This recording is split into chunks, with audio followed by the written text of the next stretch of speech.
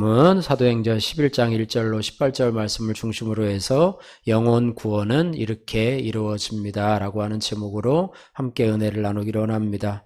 한번 따라해 보실까요? 영혼 구원은 이렇게 이루어집니다.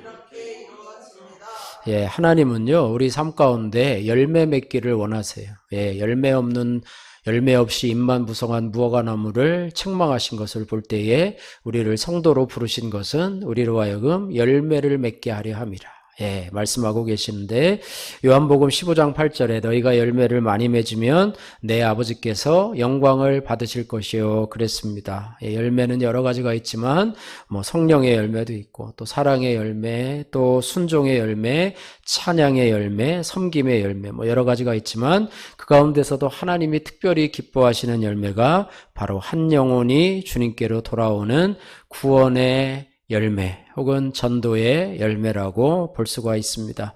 누가복음 15장 7절 말씀에 보면 죄인 한 사람이 회개하면 하늘에서는 회개할 것이 없는 의인 99으로 말미암아 기뻐하는 것보다 더하리라 이렇게 말씀하셨어요. 한 영혼이 회개하면 천국에서 잔치를 벌인다는 그런 말씀도 있는 것처럼 그래서 전도는 그저 단순한 행위가 아니라 그냥 교회에서 하는 행사로 전도 축제 때가 되었으니 사람들을 데려와야 되겠다 이런 어떤 이벤트가 아니라 하나님의 가장 큰 기쁨에 우리가 함께 동참하는 은혜로운 사명이 바로 영혼 구원의 전도 사명이라고 하는 것입니다. 이것을 알면서도 우리가 참 순종하기가 쉽지 않고 또 순종하려고 전도를 해도 그 열매가 참 맺히지 않는 것이 참 우리들에게는 참 마음의 부담이요 또 참 마음의 어떤 짐이 될 수밖에 없다는 것이 저와 여러분들의 고백이라고 할 수밖에 없습니다. 그리고 전도를 해보려고 몇 번 시도를 해보아도 참 쉽게 되질 않아요. 내 마음대로 되질 않아요. 저 사람이 마음문이 닫혀서 금방 하지 않고 너나 잘 믿어라 그렇게 하고 또 마음도 닫아서 잘 전도가 내 마음대로 잘 되지 않고 그죠? 10번 나갔으면 한 2명은 돌아오면 좋을 텐데 그렇지 않고 정말로 이런 지지부진한 우리의 전도의 열매의 결과를 바라보면서 우리가 낙심할 수밖에 없고 역시 나는 안 되는구나 하면서 좌절감을 느낄 때가 많다고 하는 거예요. 그래서 전도는 해야 되는지를 알지만 설교 중에서 전도에 대한 설교를 가장 싫어하고 부담스러워하고 또 그것이 점점 내 삶과는 거리가 먼 것처럼 느껴지고 마음속에는 작은 죄책감과 답답함만 남게 됩니다.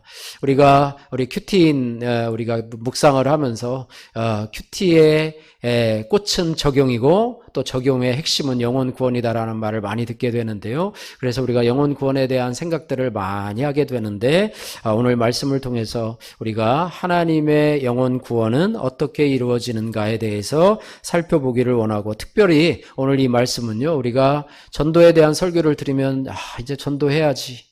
내가 전도 안 했던 걸 회개하고 이제는 전도에 대한 결단을 하고 나가는 그런 시간이 되는데요. 오늘 이 말씀을 통해서는요. 저와 여러분들이 전도가 부담이 아니라 전도는 그저 하나님의 기쁨에 동참하는 것이다 라고 하는 그런 마음의 부담감을 덜고 가는 그런 시간이 되었으면 좋겠습니다. 그래서 전도는 하나님이 준비하시고 또 영혼 구원은 하나님이 준비하시고 하나님이 만나게 하시고 하나님이 이루시게 하신다라고 하는 큰 그 영혼 구원의 그런 흐름을 깨닫게 될 때 우리는 이제 내가 해야 된다는 내가 전도해야 된다는 그런 부담감에서 또 내가 전도의 열매를 맺어야 된다는 내가 영혼 구원의 결과를 가져와야 된다는 그런 책임감에서 벗어날 수 있고 하나님의 역사하심에 기쁨으로 동참할 수 있는 그런 은혜가 오늘 여러분이 설교를 듣는 여러분들의 심령에 임하기를 주님의 이름으로 축복합니다. 그래서 오늘은요, 이 전도의 영혼 구원의 어떤 과정이나 단계를 얘기하는 것이 아니라 하나님이 영혼 구원을 어떻게 이루어가는가 보면서 나는 어떻게 예수를 믿었고 또 내가 앞으로 어떻게 전도 대상자들을 접근하면서 이제 저 한 영혼을 주님께로 인도할까 하는 그런 청사진을 마련하는 그런 귀한 시간이 되었으면 좋겠습니다. 오늘 영혼 구원이 하나님이 어떻게 이루어 가시는가 세 가지로 살펴보기를 원할 텐데요. 먼저 하나님은 영혼 구원을 위해 한번 따라해 보세요. 미리 준비하십니다. 예, 미리 준비하시는 하나님이세요. 1절에서 10절 말씀인데요. 이걸 뭐 다 읽지는 않고요.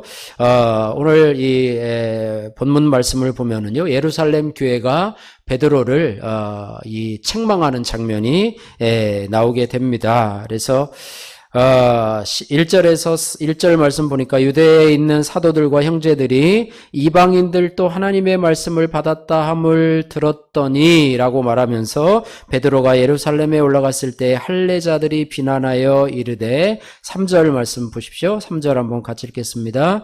이르되 내가 무할례자의 집에 들어가 함께 먹었다 하니. 예, 내가 무할례자의 집에 들어가 먹었다 하니. 그러니까 유대인들은 할례자와 무할례자로 이렇게 구분해서 나누잖아요. 그것은 유대인과 이방인으로 서로 구별하는 것처럼 이렇게 서로 나누어 가지고 있었습니다. 어쨌든 이렇게 내가 무할례자의 집에 들어가서 함께 먹었다라고 문제를 제기하는 것은 당시 유대인들은요, 이방인들과의 교제를 철저히 금했습니다. 예, 식사하는 것도 마찬가지죠. 식사도 못하게 하고 또 같이 교제하는 것도 못하게 하고요. 또 갈라디아서 2장 12절 말씀 보면은 유대인들은 이방인과 함께 먹는 것조차도 부정하게 여겨서 피하려고 했다. 이런 유대의 어떤 배경 문화 속에서 베드로가 이방인의 집, 무할례자의 집에 들어가서 함께 식사한 것은 단순한 방문이 아니라 유대인의 오랜 종교적인 문화적인 경계를 허는 그런 충격적인 행동이었습니다. 예, 그래서 하나님이 이제 이방인들에게 전도의 문을 여시려고 베드로로 하여금 이방인의 집에 들어가게 하려고 하신 것에 대해서 유대인은 아직도 자기 기준으로 그것을 판단하고 있습니다. 하나님이 일하시는 것들도 자기 기준으로 판단해서 스스로 가능성과 기회를 제한해 버린다라고 하는 사실을 보게 될 때에요.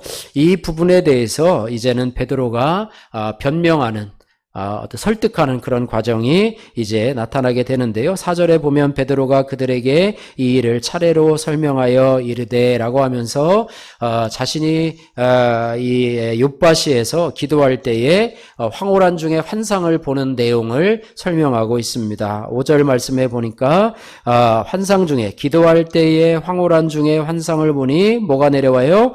큰 보자기 같은 그릇이 내 귀에 메어서 하늘로부터 내리어 내 앞까지 드리워지거늘. 기도하는 중에 하늘에서 큰 보자기 같은 그릇이 내 귀에 메어서 하나님 앞에 옵니다. 뭔가 신기해서 그 안을 들여다보니까 그 안에 뭐가 있어요? 5, 6절에 보니까 땅에 네 발 가진 것들과 들짐승과 기는 것과 공중에 나는 것들이 보이더라라고 이야기를 합니다. 뭐 그냥 하나님께서 식사를 제공하시는 것이 아니고요. 여기에는 다른 의미가 있습니다. 그러면서 소리가 나는데 7절에 보니까 베드로야 일어나 잡아 먹으라 라고 얘기를 합니다. 예, 이것을 잡아 먹으라. 땅에 네 발 가진 것, 들짐승, 기는 것, 공중에 내는 것들이 있는데 베드로 보고 그것들을 뭐라고 해요? 잡아 먹으라 라고 이야기를 합니다. 그런데 베드로가 뭐라고 대답합니까? 8절 말씀 같이 한번 읽겠습니다.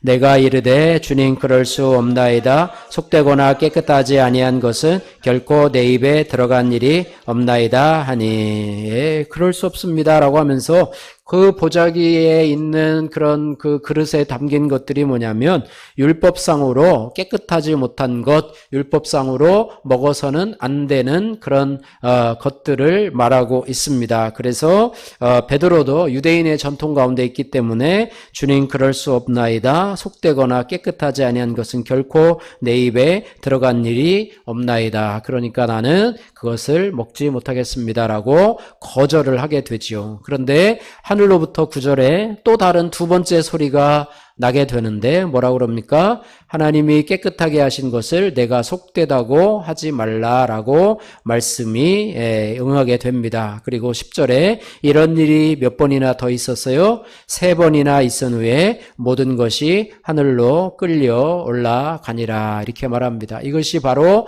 베드로가 본 그런 환상이라고 하는 것입니다. 예, 이 베드로가 본 환상은요, 베드로의 음식 습관을 바꾸기 위해서 하나님이 예비하신 것이 아니라 그의 생각과 시선을 바꾸어서 이방인, 깨끗하지 못하고 속되다고 한 그 사람들, 유대인들이 깨끗하지 못하고 부정하다고 생각하던 이방인들에게 복음을 전하도록 준비시키는 하나님의 과정이라고 하는 거예요. 예, 하나님은요, 미리 준비시키시는 하나님이시라고 하는 것입니다. 예, 하나님은요, 갑작스럽게 일을 시작하시는 분이 아니시고, 미리 준비하신 하나님. 여러분 어떠십니까? 여러분은 스타일이 어떠십니까? 예. 저는 공부할 때, 원래 모범생들은 좀 미리미리 준비하는 스타일이잖아요. 저는 공부할 때, 평소에는 공부를 잘 안 하다가 벼락치기로 하는 습관이 좀 있었어요. 대학교 때도 그렇고, 학교 다닐 때도 며칠을 막 집중해가지고, 막 2주 전부터 막 집중을 하고, 또 마지막 시험 보기 5분 전에 최고로 집중력을 발휘해가지고, 막 친구들이 가져온 뭐 시험에 대한 어떤 예상 문제 이런 것들을 쫙 보고 가면, 막 준비해온 친구들보다 성적이 더 잘 나오고 있었는데 요즘은 어떤 일을 할 때 좀 미리미리 준비하는 스타일이에요. 제가 A형이거든요. A형이 좀 꼼꼼하잖아요. 그래서 좀 미리미리 준비하고자 하는 그게 벼락치기로 하는 것을 싫어해요. 내일 당장 가가지고 그 5분 사이에 이거 하면 되지라고 하는 생각보다는 그 전날 와서 미리 준비를 해놓으면 예, 오늘 뒤에 있는 이 강단 배경도 어저께 도착을 해서 오늘 아침에 이제 차량 운행하기 일부 예배에 왔다가 이제 차량 운행하기 전에 이제 바로 하면 되겠다라고 생각을 했는데 저는 그게 불편한 거예요. 그래가지고 어제 우리 사람을 설득해가지고 우리 은희도 설득하고 우리 집사람도 설득해가지고 같이 와가지고 이것도 달고 또 교회 여러 가지 일들도 하고 막 사다리도 올려야 되고 뭐 이것저것도 봐야 되고 막 이것도 해야 되고 하니까 일이 많더라고요. 시간이 1시간도 더 걸리는 일이었는데 와가지고 막 급작히 하다 보면 시간도 늦어지게 되고 또 잘하지도 못하게 되는 그런 건데요. 바라기는 저와 여러분들도 저뿐 아니라 여러분들도 일을 닥쳐서 하는 스타일보다는 미리미리 계획하시고 또 준비하셔서 하는 그런 것으로 바뀌면 그것이 바로 우리 하나님의 성품을 담는 것이 아닌가 뭐 이런 생각을 하게 됩니다. 하나님도요 미리미리 준비하시는 하나님이시라고 하는 것입니다. 그래서 이방인에게 복음을 전하도록 미리미리 이 베드로의 마음을 준비시키시는 하나님이시다. 베드로를 준비시켜 놓으시는 하나님이시다. 이렇게 말씀하고 있습니다. 그래서 하나님은요 언제나 먼저 준비하시는 분이시고 영혼 구원도 하나님이 그 마음을 미리 준비하시고 길을 예비하심으로 이루어지는 은혜의 역사라고 하는 것입니다. 그래서 영혼 구원은요 사람이 준비되어서 이루어지는 것이 아니라 하나님께서 먼저 그 마음을 열어주시고 준비하심으로 인해서 이루어지는 역사라 이렇게 말하고 있습니다. 성경을 보면은요 하나님은요 먼저 일하시는 하나님이세요. 자, 또 먼저 일하시는 하나님이신데요. 누가복음 19장 10절에 보면 인자가 온 것은 잃어버린 자를 찾아 구원하려 하심이라 그랬습니다. 여러분 아시잖아요. 예수님이 온 것은 잃어버린 자를 찾아서 구원하려 함이라 이렇게 말해요. 그래서 여기 이 말씀의 의미는 뭐냐면 하나님이 사람을 찾은 게 아니에요. 하나님이 우리가 하나님을 찾은 것이 아니라, 죄인된 우리가 하나님을 먼저 찾은 것이 아니라, 하나님이 죄인된 우리를 찾아오셨다라고 하는 것입니다. 먼저 찾아오셨다라고 하는 거예요. 또 우리가 하나님을 사랑한 것이 아니라 하나님이 먼저 우리를 사랑하신 것이에요. 요한일서 4장 19절 말씀에 우리가 사랑함은 그가 먼저 우리를 사랑하셨음이라 이렇게 말하고 있습니다. 예, 그리고 또 사도행전 16장 14절에 보면 하나님이요 사람을 설득하기 전에 미리 그 마음을 움직여 주시는데요. 14절에 뭐라고 그랬냐면 주께서 그 마음을 열어 바울의 말을 따르게 하신지라 이렇게 말해요. 바울이 설득해서 따르게 한 것이 아니라 성령께서 이미 그 마음을 주관하여 주셔서 그 마음을 열어주셨다 이렇게 말씀을 하고 있습니다. 어쨌든 하나님은요, 성경을 보면 하나님께서는요, 먼저 찾아오셨고 또 먼저 사랑하셨고 하나님이 먼저 마음의 문을 열어주셨다고 하는 거예요. 그래서 영혼 구원은 언제나 인간의 결심이 아니라 하나님의 선행하시는 은혜에서 시작된다. 여러분이 언젠가 전도자를 통해서 이제는 교회를 나가게 되었다. 그것이 시작이 아니라 하나님은 훨씬 이전부터 여러분의 마음을 움직이고 계시고 또 만져주고 계시고 또 하나님께서 먼저 여러분의 심령을 이제 전도받을 대상자처럼 준비하고 계셨다는 사실을 우리가 기억해야 돼요. 그것은 사람의 눈에는 보이지 않아요.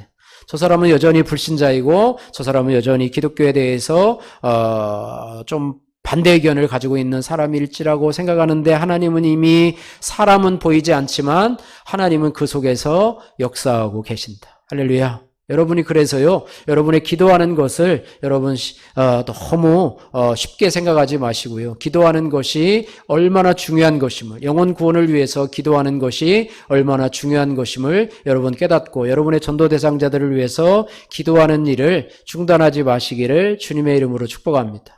할렐루야. 예, 제가 교회를 주일학교 때는 열심히 다녔다가 중고등학교, 대학교, 군대 가기 전에도 방탕한 길을 걸어간 그렇다고 엄청 방탕한 것은 아니고요. 어쨌든 그런 상황을 가지고 있었는데도 하나님께서는 늘 제가 집을 가면 너 왜 교회 안 다니냐? 교회 다녀야지. 내가 너를 위해서 기도하고 있다. 이런 말을 늘 듣게 하시고 제가 교회를 안 다니긴 하지만 그래도 종교란을 적을 때는 늘 기독교라고 적고 이랬었어요. 예, 그리고 교회는 안 다녔어도 또 성가대를 해본 적이 없었어도 내가 교회를 만약에 다니면 성가대를 좀 해보고 싶다 이런 말이 있었어요. 그래서 제가 교회를 다니게 되었잖아요. 그리고 나서 첫날 성가대의 오디션에 어느 자매가 그러더라고요. 성가대 혹시 서보시면 안 되겠냐고. 그래서 바로 등록한 그날 성가대 오디션을 보고 다음 주부터 성가대를 섰어요. 그런 것이 다 하나님이 우리의 마음을 예비시켜 주신 것이 아닌가. 할렐루야. 하나님은 일하고 계시는 하나님, 또 예비시켜 주신 하나님. 여러분의 전도 대상자들이 변하지 않는다고 좌절하거나 낙심하거나 하지 마시고요. 여러분이 기도하는 중에 하나님은 일하시는 하나님이시다. 할렐루야. 그 마음을 예비시켜 주시고 때가 되면 하나님이 이제는 수면 위로 나오게 하시는 하나님이시다. 이렇게 말씀하고 있습니다. 저도 중학교 들어갈 때부터 벌써 몇 년입니까? 중학교 들어갈 때부터 시작해서 대학교 군대 갈 때까지 군대 제대하고 날 때까지니까 25살, 15살 한 10년 동안을 하나님이 제 마음을 만져주시고 또 준비하고 계셨다라고 하는 사실을 우리가 기억해야 할 것입니다. 자, 두 번째로 하나님은 따라해 보세요. 만남을 통해 구원의 문을 여십니다. 예, 오늘 11절에서 17절 말씀인데요. 하나님은 준비만 해놓고 멈추시는 분이 아니시고요. 하나님은 반드시 사람과 사람을 만나게 하시는데 준비된 사람과 준비된 사람을 만나게 하셔서 하나님의 구원의 역사를 이루게 하신다라고 하는 거예요. 지난 주일인가요? 저희들이 지지난 주일에 살펴봤던 말씀인데요. 하나님이 빌립에게 어디로 가라고 하시냐면 광야로 가라고 하시죠. 예, 뜻도 이유도 잘 몰라요. 일단 광야로 가라. 빌립은요, 따지거나 묻지도 않습니다. 왜 전도가 많이 되는 이곳에 하나님 내가 보기엔 열매가 여기 많은데 사람도 없는 광야로 가라고 하십니까? 라고 막 따지고 불순종하지 아니하고 순종하며 광야로 갑니다. 그 광야에는 누가 있어요? 예, 예루살렘 성전에서 예배를 드리고 비록 이방인의 뜰밖에는 못 갔지만 이제 고국인 에디오피아로 돌아가는 길에 마차를 타고 이제는 이사야서 말씀을 알지도 못하는 이사야서 말씀을 읽고 있는 에디오피아 내시를 만납니다. 빌립이 광야에 가니까 그 내시가 보는 거예요. 성령께서 말씀하기를 그 병거로 그 마차로 가까이 가라 얘기를 하고 거기서부터 이제 만남이 시작됩니다. 이사야 53장의 글을 읽는데 네가 그 뜻을 아느냐라고 하자 에디오피아 내시가 뭐라 그래요? 나에게 지도하는 사람이 없는데 어찌 깨달을 수가 있겠습니까? 라고 하자 이제 빌립이 이제 예수 그리스도의 일을 설명을 하고 복음을 전하잖아요. 그리고 가는 길에 이제는 물에서 세례를 받게 되고 이제 고국으로 돌아가는 그런 두 사람의 만남. 에디오피아 내시도 그동안에 어떤 유대교의 어떤 그런 열심이 있었지만은 하나님이 그동안에 예비해 놓으셨던 그런 영혼이 빌립도 하나님의 전도자로 부름을 받은 것이었는데 하나님이 마치 중매자처럼 하나님이 두 사람을 만나게 해주십니다. 할렐루야. 그래서 거기에서 전도의 역사, 구원의 역사, 세례받음의 역사가 일어나게 된다라고 하는 것입니다. 바울이요, 사도행전 16절 말씀해 보면 기도처에서 말씀을 전하게 되는데요. 말씀을 듣는 자리에 루디아가 있었습니다. 루디아가요, 그 말씀을 듣는 도중에 하나님께서 그 마음을 열어주세요. 그리고 바울이 이렇게 듣는 것을 이렇게 말씀을 전하다 보면 저 사람이 그 말씀을 받아들이는구나, 믿음이 있구나라는 것을 보는데 루디아라고 하는 여인이 말씀을 잘 받아먹어요. 그런 것을 보면서 하나님께서 루디아에게 복음을 전하게 하시고 또 예수 믿는 사람으로 또 바울을 돕는 자로 또 쓰임받게 하시는 그러니까 두 사람의 만남을 통해서 하나님의 역사가 이루어진다라고 하는 거예요. 오늘 본문 말씀 11절에서 17절 말씀을 보면은요, 11절에서 17절 말씀을 보면은요, 하나님께서 이 베드로, 환상을 본 베드로의 집에 가이사라에 있는 집에 있는 그 고넬료의 집에서 사람을 보냅니다. 사람이 보내. 11절 말씀해 보면 마침 세 사람이 내가 유숙한 집에 요바에 집에 서 있으니 가이사라에서 내게로 보낸 사람들이라 얘기를 하는데 성령께서 베드로에게 뭐라고 얘기해요? 12절 한번 같이 읽겠습니다. 12절 성령이 내게 명하사 아무 의심 말고 함께 가라 하시매 이 여섯 형제도 나와 함께 가서 그 사람의 집에 들어가니. 성령이 말합니다. 베드로에게 자초지정을 설명하질 않아요. 자초지정을 설명하지 않아요. 그런데 뭐라고 합니까? 아무 의심 말고 함께 가라 하심에 여섯 형제도 나와 함께 가서 그 사람의 집에 들어가니 그들의 보낸 사람을 따라서 그의 집에 들어가는데 뭐라고 얘기를 하냐면 13절에 이제 자초지정을 다 얘기를 해요. 13절 보니까 천사가 내 집에서 서서 말하되 내가 사람을 요바에 보내어 베드로라 하는 시몬을 청하라 이렇게 얘기를 합니다. 14절에 베드로를 어떤 사람이라고 얘기를 하냐면 그가 너와 내 온 집이 구원받을 말씀을 내게 이르리라 이렇게 이야기를 합니다. 이렇게 얘기를 합니다. 그러니까 고넬료의 집에 천사가 미리 나타나서 그 가정을 준비하셨고 또 그 가정에서 환상을 본 베드로에게 집에 보내서 우리에게 와 달라라고 얘기를 해서 가보니까 이미 그 가족들과 이 고넬료의 가족들과 그 사람들이 모여서 그에서 말씀을 사모하고 있는 거예요.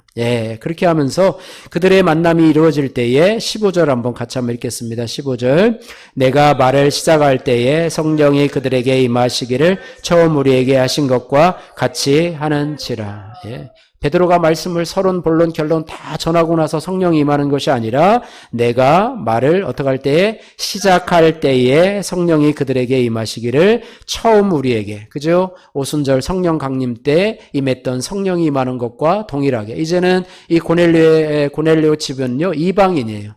베드로가 환상을 볼 때 속되거나 부정한 것과 같은 이방인이었습니다. 그러나 그들에게도 이제는 성령이 우리와 동일하게 임하게 되어주신다 이렇게 말하고 있습니다. 그래서 같은 선물 17절에 보면 그런즉 하나님이 우리가 주 예수 그리스도를 믿을 때 주신 것과 같은 선물을 그들에게 주셨으니 내가 누구이기에 하나님을 능히 맡겠느냐라고 하면서 유대교 그리스도인들을 설득하는 장면이 바로 오늘 본문의 말씀이라고 하는 것입니다. 그래서 하나님은요 이렇게 우연처럼 보이는 만남이지만 하나님께서는 사람과 사람의 만남을 통해서 구원의 역사를 이루신다라고 하는 것입니다. 할렐루야.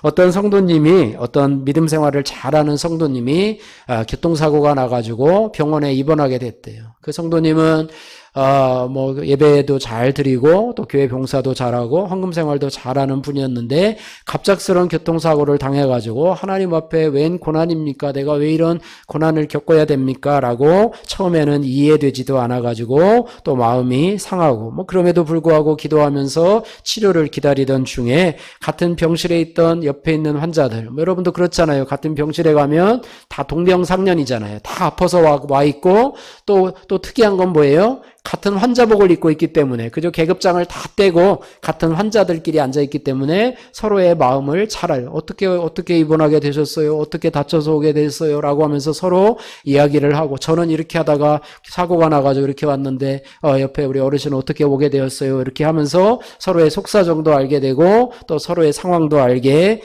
되는 그런 이제 얘기를 나누다 보니까 그 환자가 힘든 상황 가운데서 마음을 열기 시작하고 결국에는 복음을 전하게 되고 그 분이 눈물을 흘리며 예수님을 영접하는 자리에 이르기까지 되었다라고 하는 거예요. 그래서 그 성도님은요, 나중에 돌아보기를 내가 병원에 간 것이 아니라 하나님이 그 사람을 만나게 하시려고 나를 그곳에 입원하게 하신 것이다. 할렐루야. 이것을 신학적으로는 뭐라고 그럽니까? 하나님의 섭리라고 이야기를 합니다. 다친 것은 참 슬픈 일이고 참 안 된 일이지만 하나님이 그것을 통해서 그 병원으로 나를 보내셨기 때문에 그곳에서 준비된 한 사람을 만날 수 있었다라고 하는 것입니다. 할렐루야. 예, 그래서 사람의 눈에는요, 우연처럼 보이지만은 하나님은 모든 상황과 만남을 주관하시며 구원의 역사를 이루어 가시는 하나님이시다. 그래서 우리는 늘 깨어 있어야 돼요. 할렐루야. 언제 나를 부르실 줄 모르기 때문에 언젠가 준비된 사람을 만날 수 있을지 모르기 때문에 깨어 있어야 돼요. 여기 병원에 입원한 한 성도님이 그것을 잘 준행해서 이 사람에게 복음을 전해야 되겠다. 마음을 여는구나 라고 해서 복음을 전해야 되는데 만약에 그것을 깨닫지 못하고 복음을 전하지 않고 그분이 마음을 여는데도 불구하고 내가 바쁘지 내가 몸도 아픈데 뭐 이렇게 하면서 복음을 전하지 않았다면 하나님의 만남이 연결되지 않았을 텐데 그러나 그가 복음을 전함으로 인해서 하나님과의 사람과 사람의 구원의 만남이 이루어지게 하시고 그 가운데서 하나님의 역사가 이루어지게 되었다라고 하는 것입니다. 그래서 믿음의 사람은 우연으로 보지 않아요. 할렐루야. 예, 우연히 이런 일이, 재수 없어서 그런 일이 생겼어. 이런 말을 하지 않아요.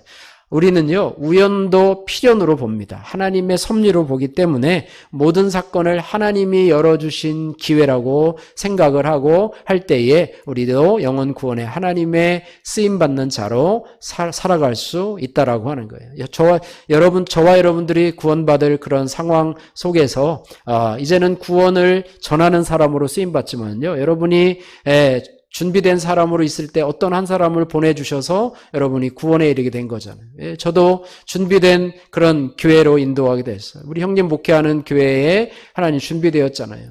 준비되었는데 그냥 평범한 주일 예배 간 게 아니라 그날은 초청주일이라 그동안 기도로 많이 준비하고 또 작정 기도로 준비하고 이런 가운데 저는 알았어요, 몰랐어요?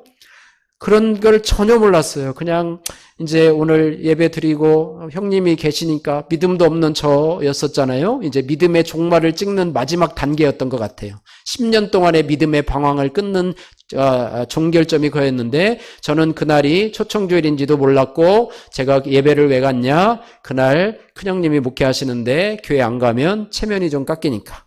그래도 큰형님한테 예배는 드리고 점심 먹고 이제 대전으로 내려가야 되니까 그냥 예배에 참석해 준 거예요. 그런데 그 교회에서는 한 영혼을 위해서 막 기도도 하고 막 작정 기도도 하고 사람들도 데려왔고 막 한복도 입고 막 선물도 준비해가지고 막 아주 뭐 거대하게 막 거창하게 이벤트를 준비해가지고 한 거예요. 저는 알지도 못했지만 저도 그 잔치에 초청이 되어 간 것이고 또 그곳에서 한 말씀이 복받는 말씀이 아니라 지옥에 대한 말씀을 성경에 처음부터 끝까지 다 전하는 말씀으로 있었다가 하나님이 저를 그곳에서 제 마음을 열어주셔서 혹시 네가 지옥 갈 사람은 아니냐.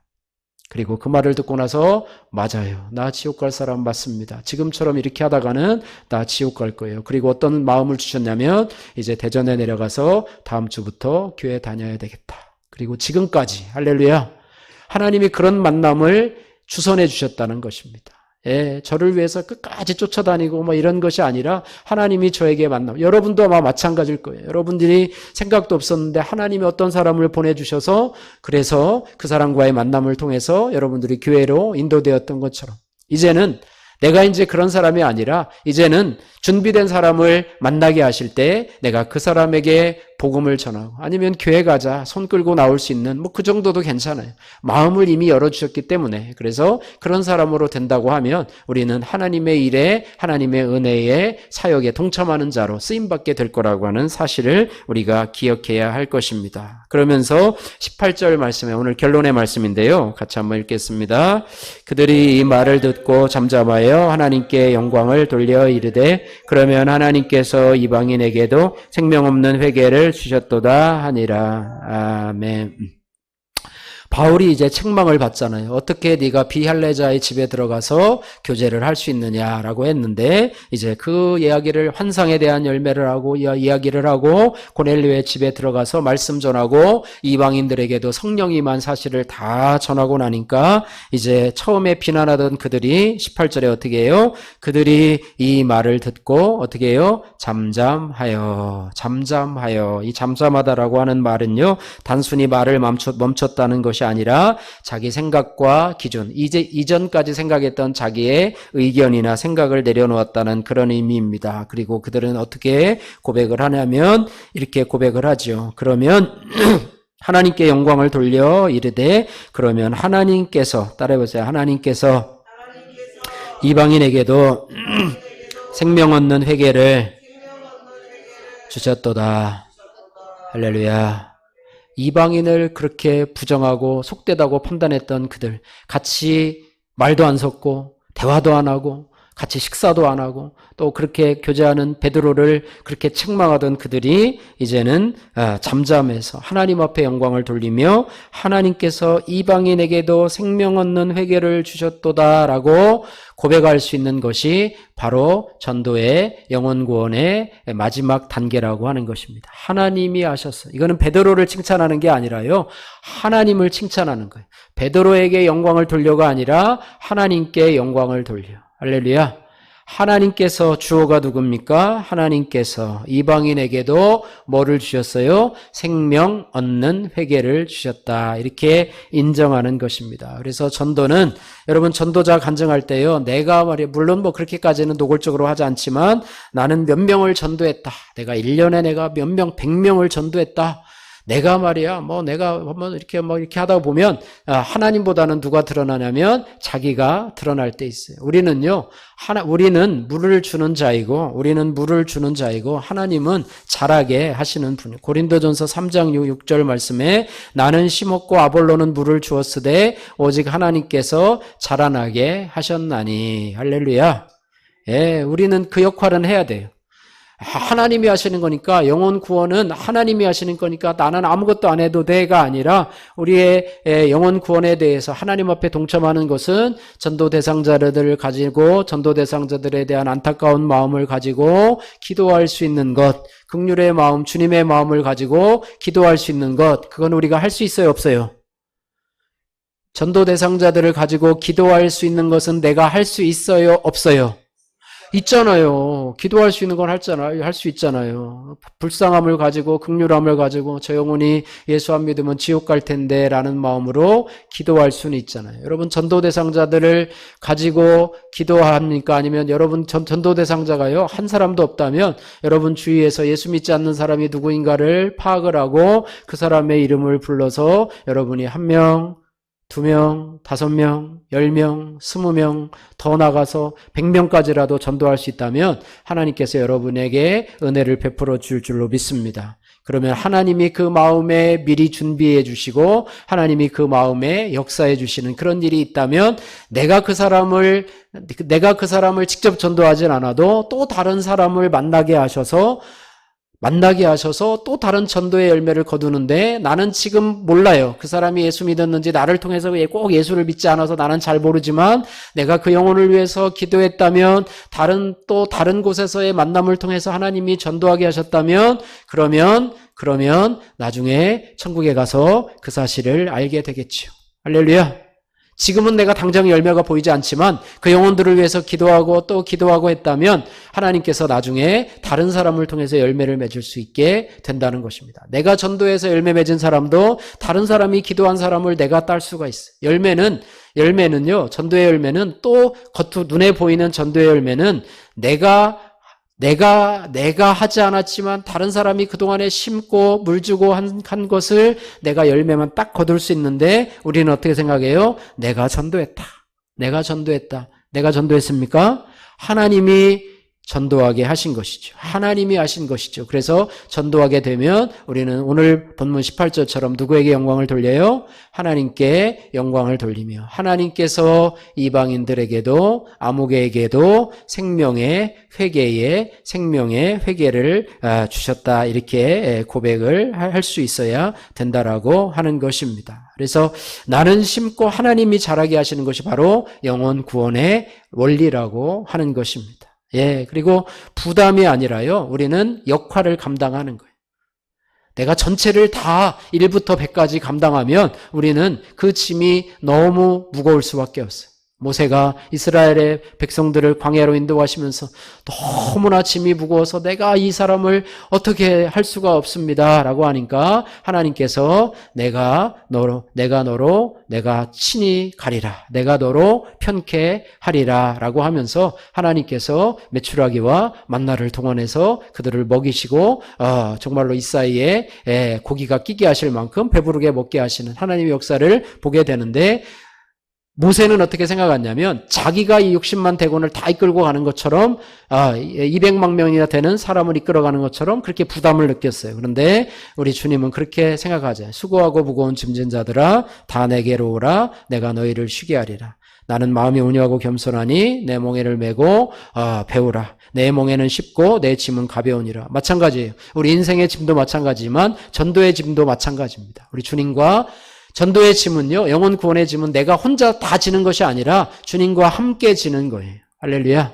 주님과 함께 동행하는 것입니다. 예, 전도는 명령이지만 짐이 아닙니다. 우리는 짐으로 생각했어요. 왜냐하면 전도의 열매는 누가 맺기 때문에? 하나님이 맺기 때문에 그렇습니다. 하나님이 이루시기 때문이라고 하는 거예요. 우리는 다 책임지는 사람이 아니라 하나님이 하시는 일에, 따라해보세요, 쓰임받는 사람일 뿐입니다. 할렐루야. 예, 이것을 여러분 꼭 기억하셔서 하나님이 오늘 전도를 통해서 하나님이 한 사람을 어떻게 전도하시는가, 이것들을 통해서 우리가 원리를 배웠습니다. 예, 이것들을 여러분 잘 기억하셔서 하나님이요 사람이 알지 못하는 사이에 우리가 그 영혼을 위해서 기도할 때 하나님께서 그 영혼을 준비시켜 주시는 분은 바로 하나님이시다. 나는 기도하지만 하나님이 준비시켜 주신다. 또 하나님께서 준비된 두 영혼에게 만남을 허락하시는 영적인 영혼 구원의 중매장의 역할도 감당하시는 분이 하나님이시다. 거기에 순종하고 나가기만 하면, 빌립처럼 또 오늘 베드로처럼 순종해서 나가기만 하면 하나님께서 놀라운 역사를 이루시고, 또 우리가 고백해야 될 것은 하나님이 하셨습니다. 하나님이 그 영혼을 만나게 하시고 또 만나게 하셔서 또 회개의 생명의 회개를 얻게 하는 그런 은혜를 허락해 주셨습니다라고 하는 이 고백을 할 수 있는 것이 저와 여러분들이 해야 되는 영혼 구원의 마지막 과정이라고 하는 것입니다. 하나님이 하셨습니다. 내가 나처럼 전도해 보세요. 내가 이렇게 했습니다. 내가 매일 뭐 갖다 주고 뭐 하고 했더니 하나님이 이렇게 열매를 많이 거두게 하시고 여러분들도 전도의 자리에 나가십시오라고 하는 그런 인본주의적인 그런 생각이 아니라 하나님이 하셨습니다라고 하는 전도의 원리를 분명히 깨닫고, 전도의 열매는 나를 통해서 주시지만 그 결과의 과정 속에서, 또 모든 과정 속에서 하나님이 함께 하셨다. 할렐루야. 그래서 모든 영광을 하나님 앞에 돌릴 수 있는, 그래서 전도를 많이 했다고 하나님 앞에 가서 내가 잘했죠 라고 하는 게 아니라 하나님이 하셨습니다. 하나님께 모든 면류관을 하나님 앞에 드립니다. 할렐루야.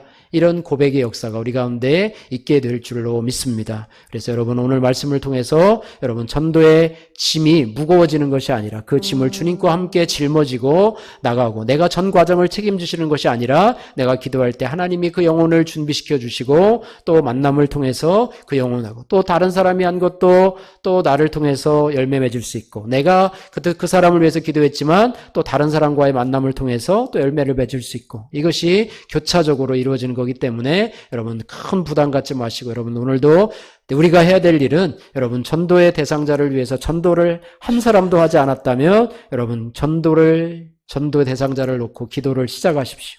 또 기도하고 있다가 낙심하고 있다면 그 영혼을 위해서 더 간절하게 기도하십시오. 하나님이 일하십니다. 할렐루야. 여러분을 통해서 또 우리 교회를 통해서 일하실 그 하나님을 믿음으로 바라보면서 우리 교회에도 하나님이 일하실 때 하나님이 빈자리를 채워줄 줄로 믿습니다. 하나님 그런 은혜가 저와 여러분에게 있기를 주님의 이름으로 축복합니다.